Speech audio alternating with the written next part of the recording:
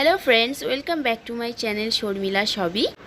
আজ আমি আপনাদের সাথে শেয়ার করব নারকেল দিয়ে গলদা চিংড়ির একটি রেসিপি। তবে এটা কোনো মালাইকারি না, আলু দিয়ে গলদা চিংড়ির একটি রেসিপি আমি আজ আপনাদের সামনে তুলে ধরব। সম্পূর্ণ ভিডিওটা দেখতে থাকুন, তাহলে আপনারা বুঝতে পারবেন স্টেপ বাই স্টেপ কিভাবে আমি এই আলু দিয়ে গলদা চিংড়ির রেসিপিটা বানিয়েছি।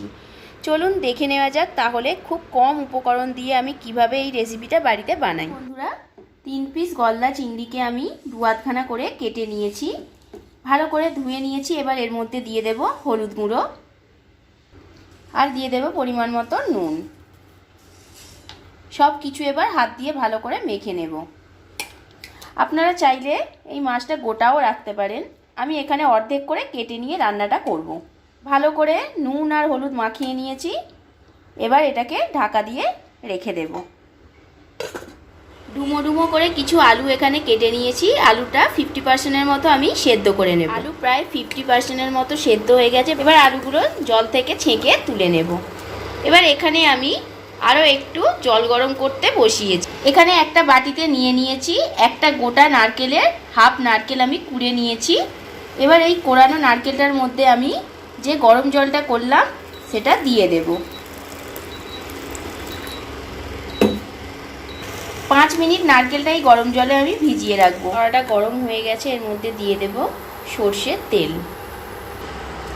তেল খুব ভালো মতো গরম হয়ে গেছে। এবার এই তেলের মধ্যে দিয়ে দেব অর্ধেক সেদ্ধ করা আলুগুলো।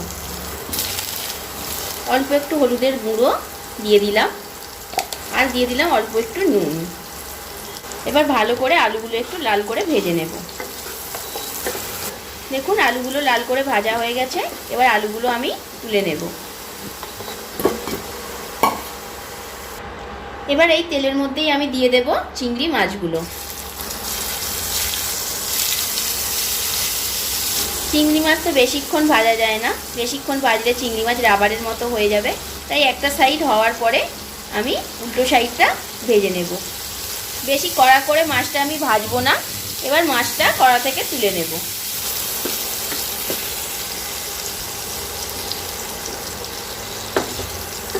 মাছ ভাজা তেলের মধ্যেই আমি দিয়ে দেব আরও 2 চামচ মতো সর্ষের তেল। দিয়ে দিলাম একটা শুকনো লঙ্কা আর দিয়ে দিলাম অল্প একটু গোটা জিরে।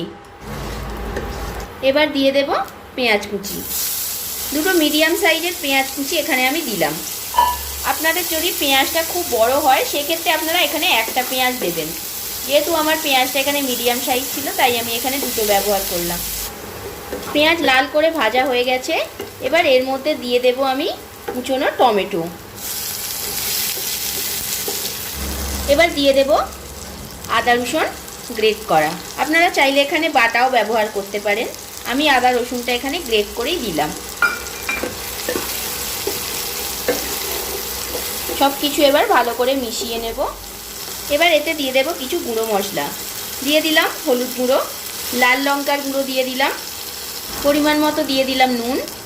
এখানে নুনটা আপনারা আপনাদের প্রয়োজন মতো ব্যবহার করবেন। দিয়ে দিলাম জিরে গুঁড়ো, দিয়ে দিলাম কাশ্মীরি লঙ্কার গুঁড়ো আর দিয়ে দিলাম অল্প পরিমাণ ধনের গুঁড়ো। সব কিছু মশলা এবার ভালো করে মিশিয়ে নেব। মশলাটা যাতে পুড়ে না যায় তার জন্য দিয়ে দেব অল্প পরিমাণ একটু গরম জল।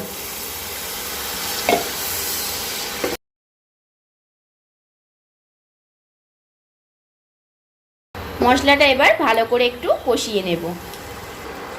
মশলা খুব ভালোভাবে দেখুন কষানো হয়ে গেছে, ওপর থেকে তেল ছেড়ে দিয়েছে প্রায়। নারকেলের কুঁড়োগুলো আমি গরম জলে যে ভিজিয়ে রেখেছিলাম সেটা এবার আমি এর মধ্যে দিয়ে দেব।